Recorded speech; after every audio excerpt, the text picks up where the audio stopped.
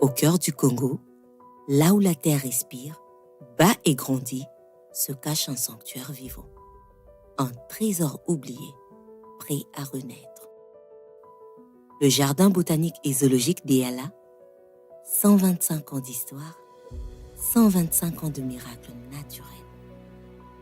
Et aujourd'hui, une révolution verte est en marche. Le jardin a été créé le 3 février 1900.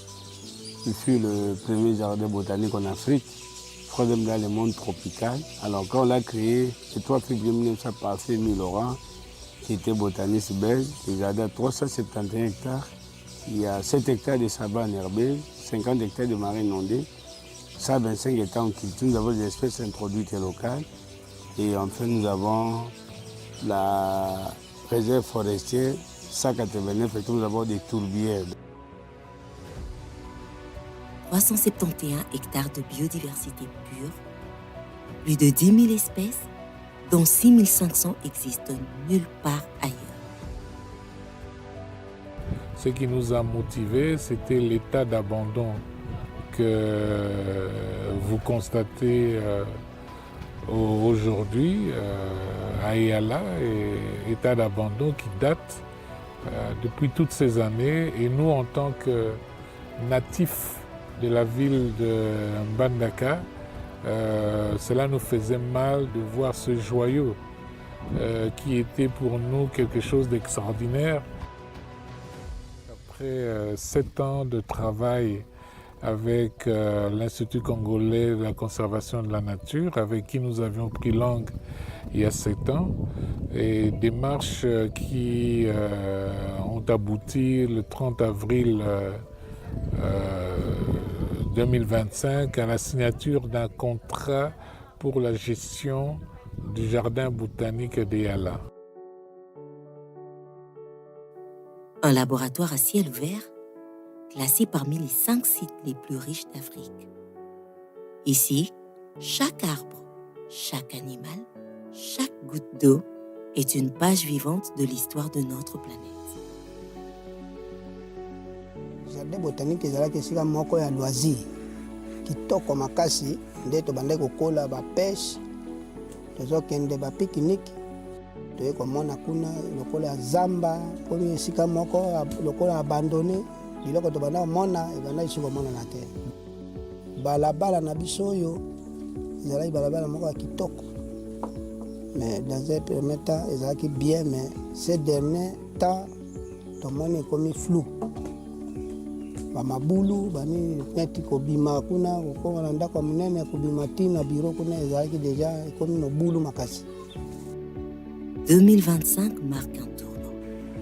L'État congolais, l'ICCN, l'Université Bell Campus, unis pour un projet sans précédent. Et Eyala, c'est bien plus qu'un jardin, c'est un modèle pour l'Afrique, un laboratoire pour la planète. Un site où chaque plante rare, chaque animal protégé, chaque goutte de la rivière Ruki porte l'espoir d'un avenir vert et prospère.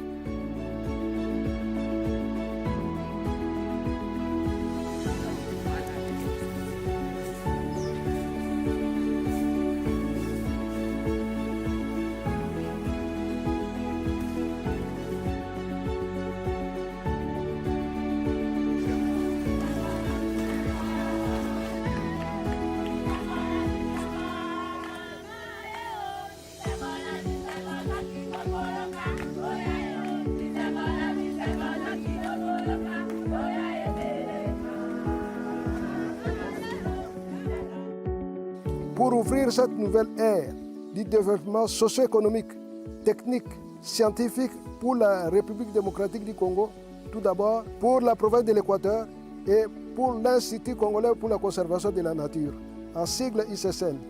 Sur ce, je vous souhaite bon travail, que vive la République démocratique du Congo, que vive la province de l'Équateur, que vive les jardins botaniques d'Eyala, et je vous remercie.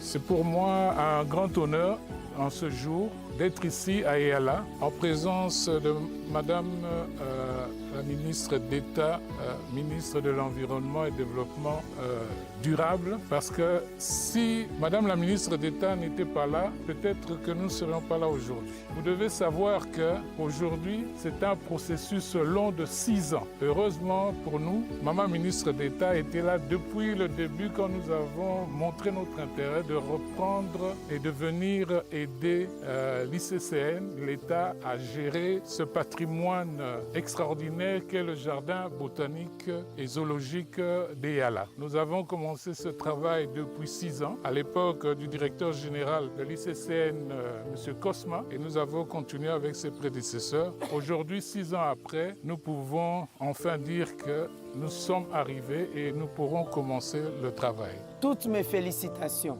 à l'Institut congolais pour la conservation de la nature, ICCN en sigle, et à l'Université technologique Bel Campus, UTBC en sigle, qui se sont déployés pour l'aboutissement de ces partenariats publics-privés, lequel partenariat repose principalement sur les contrats de gestion conjointe du Jardin botanique et zoologique de Eyala, à Mbandaka, dans la province de l'Équateur. L'événement d'aujourd'hui consacre la relance des activités du Jardin botanique et zoologique de Eyala et l'intégration de l'UTBC dans la cogestion. Ça sera une expérience typique d'un partenariat gagnant-gagnant. L'État gagne, les privés aussi gagnent. Et c'est la population qui va en être bénéficiaire.